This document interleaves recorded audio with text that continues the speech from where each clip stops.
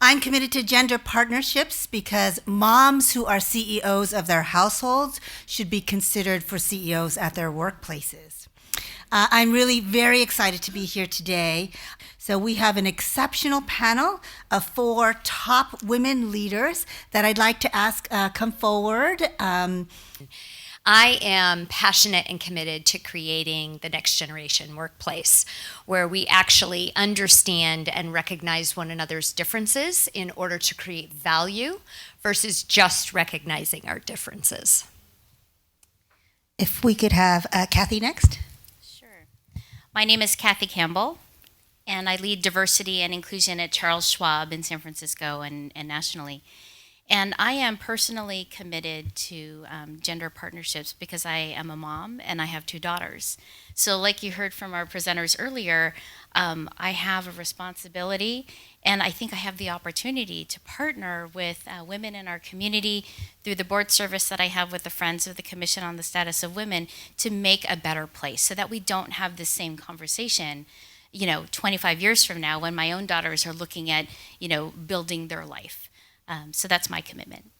Thank you, Cathy. Wei Lee, if you could please introduce yourself. My name is Wei Lee. I co-founded Marvell and president of Marvell.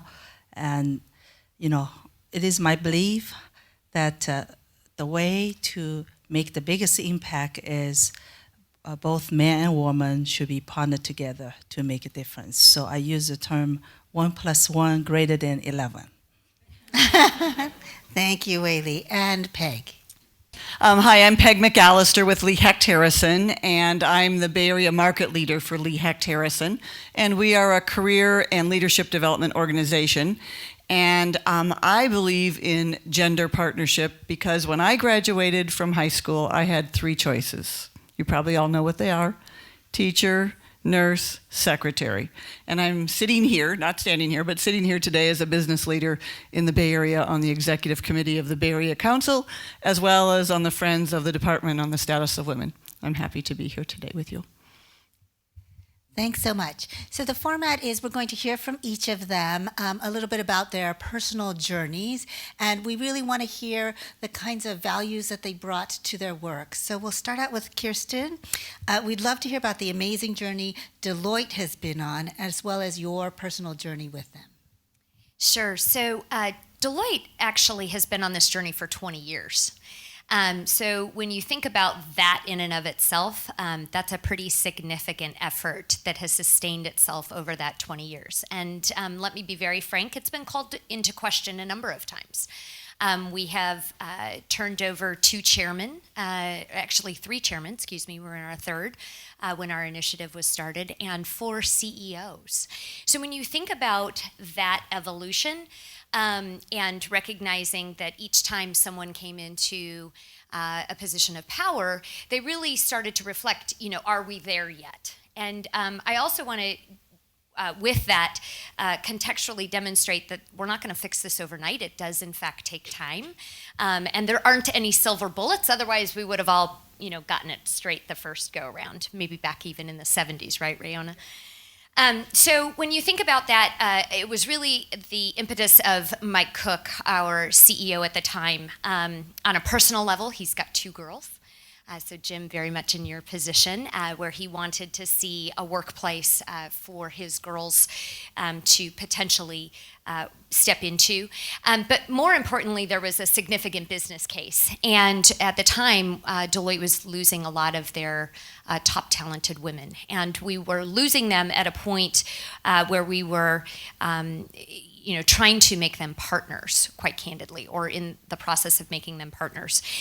There was also a thought that we were losing this top talent, that they were just going to go home and be moms, right? And that they weren't coming back into the workplace. And so Mike said, I want to commission a set of research around this and understand why we're losing our top talent. By the way, at the time, the dollar amount per employee that we were losing was about $90,000. Today, that's doubled. And so when you think about that, there was an economic business case that was imperative that we try to solve for. What he realized and what the research proved was that those women were just not coming back to Deloitte. It was that they were coming back into the workforce. And so that was what spawned our Women's Initiative.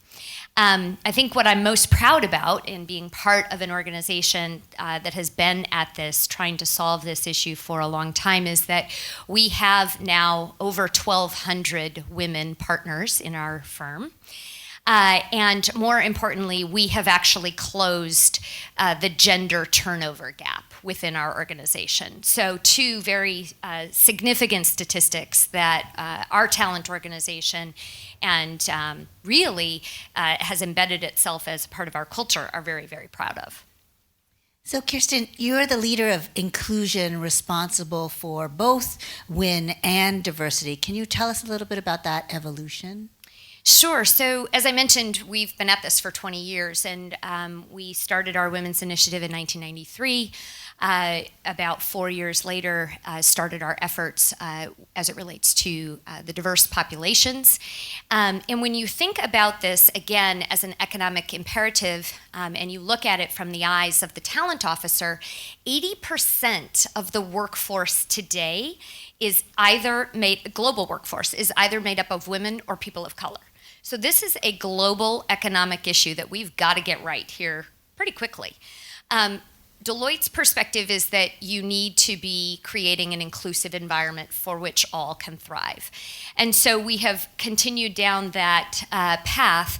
We also have an effort now specifically focused on our work-life fit. And what that means is taking the evolution, again, of the flexibility model, but recognizing that it's not just about flexibility. Sometimes people want or have the capability and capacity to move and progress through their career quicker. We also have taken it to a step that incorporates not only the physical well-being of an individual, but the mental well-being of an individual. And so I'm responsible for all aspects. So my last question, which I'll ask all of our panelists, what conclusions did you inherit from your childhood about being a woman leader? Well, like most of us, it stems from our parents. So my dad actually was raised in the South, and I think it started with his two sisters, one becoming a nurse, but in fact, back in the day, that was a pretty noble opportunity for her quite a while ago. And the other was that my aunt, Elizabeth, was the first woman to run for Congress in the state of West Virginia. So I would say that I had my dad on one side, and then although he gave me advice that said, when you move to California, just keep your head down and work hard. And my mom nudged him as we were sitting at the airport, and she said, absolutely not. Pick up that head and network your rear end off when you get there. Because nothing is ever handed to you, and it's about who you know and how you leverage that network to get to the next level. Thanks so much, Kirsten. Next, we'll move to Cathy. Schwab's Women's Interactive Network is a stellar example of sustainable success. But before giving us some highlights and telling us about what it took you to get there, you mentioned to me earlier about an episode from your childhood that shaped your beliefs and values. So if you could please share that with us. Sure, I'll share a story around this. I remember growing up, and my mom was actually the CEO of our household. She was also the CFO of our household. So she was in charge of everything and put my dad on an allowance. So at that point in time, this was a long time ago, so $20 a week went a really far way, covered gas and everything. So we were growing up, and I remember back then they didn't really understand financial services other than banking. So I remember going to the neighborhood savings and loan, and they would sit across the desk from the person who was in charge of loans or opening up new accounts. And I remember the person across the desk would always defer to my father and ask questions of my father. And I'm thinking, why is he asking Dad about this stuff? He doesn't know. He should be asking Mom. And I remember that we went to a couple of different places, and we finally landed. And back then, it was really a personal relationship. They knew you from a business perspective, from a client perspective, they knew you and your family. And I look back and I think the reason why we landed at this particular institution is because my mom had trust and a relationship with that person across the desk. That they were going to be respected, that they were going to not have assumptions about what she knew or didn't know, because on top of being a woman, she was also an immigrant, so English was not her first language. So that's the story from my childhood, and it's funny, I have a nursing story because the oldest sister on my dad's side was a nurse, and in the Philippines, that was the way to support an extended family. And so, a lot of export of labor happened in the Philippines, and I know my aunt came here to the United States, and a small community has, grown to a pretty large community of nurses. But my role models have always been very strong women, and I never really understood why it was that if you're in a business transaction or if you're going to a service organization, that they would always defer to one and not include both. So fast forward now to our Women's Interactive Network at Schwab. With this career and being there for 12 years, we have about $2 trillion that our clients entrust to us. That's their future, that's their college educations for their kids, it's their retirement planning.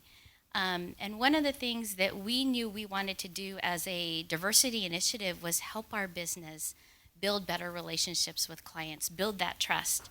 So our women's initiative launched about 2011, and the main impetus for that was having both our male and female financial consultants in the field really start becoming much more aware how to include the whole household.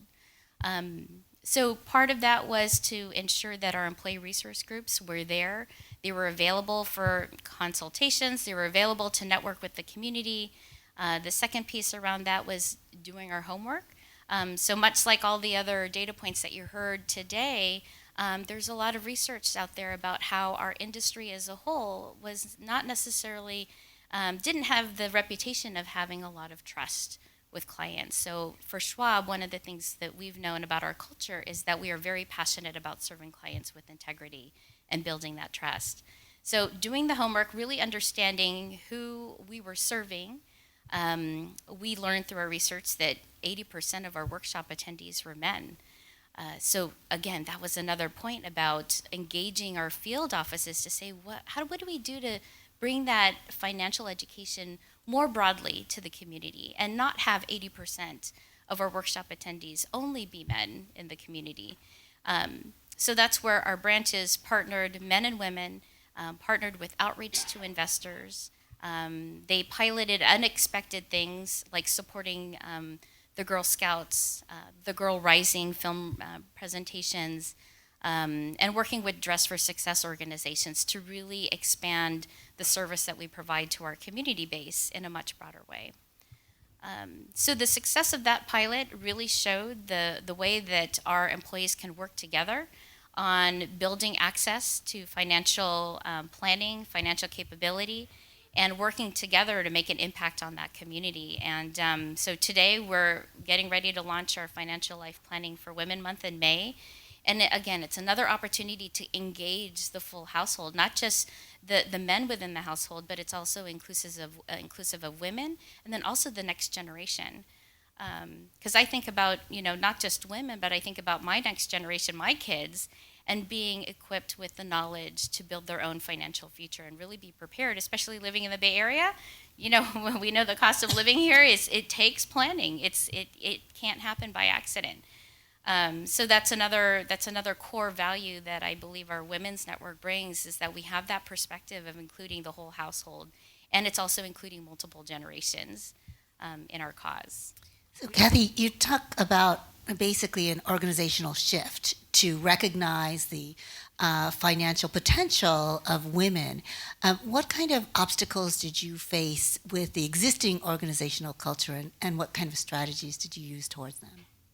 So I think our culture is very founded on values around teamwork, respect, and trust. So I think those are qualities that definitely help us as an organization team together. And I think one of the, if I was going to pick something in terms of, what were the challenges in the very beginning, it was really to see, what type of engagements did we need to create to make a more fun and inclusive outreach to clients. It wasn't necessarily, let's build workshops. Or treat it like a classroom experience. I think it was more around, let's get to know our whole client household and really find out what's important to you. Do you have children? What are your plans for college? And really getting to know the goals of the whole household was very important. It's not just about what was important to the couple or the two partners in the relationship and their retirement. It was broader than that. Thanks so much, Cathy. Next, we'll hear from Wei Lee. I imagine you have something to say about your pretty unique perspective as both being the only female founder in the industry you're in and also being an immigrant. Can you share with us your personal journey and about the successes you've had that we can all learn from? Well, thank you. Well, I look at always my success is a team success. As we talk about childhood, I believe anyone's success has so much to do with their upbringing. And, this is why I'm very thankful to my parents. The value principle that really goes for the long term. If you think about me came here 1979, Jim talked about, he was one of the key leaders supporting Dianne Feinstein because when we arrived, Dianne Feinstein was a mayor then. It was very impressive. We were so happy that we have such a great mayor than Dianne Feinstein. And now I know Jim is also the key pillar behind that. But the key is once you have the right value system and principles, then the teamwork is going to be very key. That's why I look at the gender partnership is really together, woman and man need to be collaborate together and leverage the natural talent of, there's fundamental difference between the natural talent, female and male. We all need to realize that. But if we really leverage the difference and make it more powerful and then leverage their natural talent and work together, combine, that's why I say 1 + 1 greater than 11. So in my case, I grew up 2 older brothers and me, and I survived very nicely. And obviously, I learned from the childhood how to partner with working with the guys around the house, right? And of course, the parents' example are the key. And speaking of mother and wife, the CEO of the house, but I look at this as really the caretaker, right? I mean, and that has a lot to do with your principles, your attitude, and your passion for the family and passion for the success of the family. And I sort of watched through how my mom and took care of, us, the children, and then the father, and look always constantly, even though, my mom was working, but she take the family role as by default. That's just given as a mother and wife, and have done beautiful work and always encouraging the children and make sure everything, I call the glue, everything sort of works well together, right? And that's really the natural talent and culture that each family, I think in the world, thousands of years, and very naturally a woman just has this in their gene. And how do we then scale from the family, the little family, to the big family? And that's how I applied these great principles. And when my husband and I co-founded Marvell, and that's exactly my focus, my passion was not only that I'm a technology person, but at the same time the purpose, the focus is make sure that empower my husband when he innovate and develop and invent technology and to make it work, and empower the company. And Marvell to me is like a big family. So along the way, always there's a lot of work, a lot of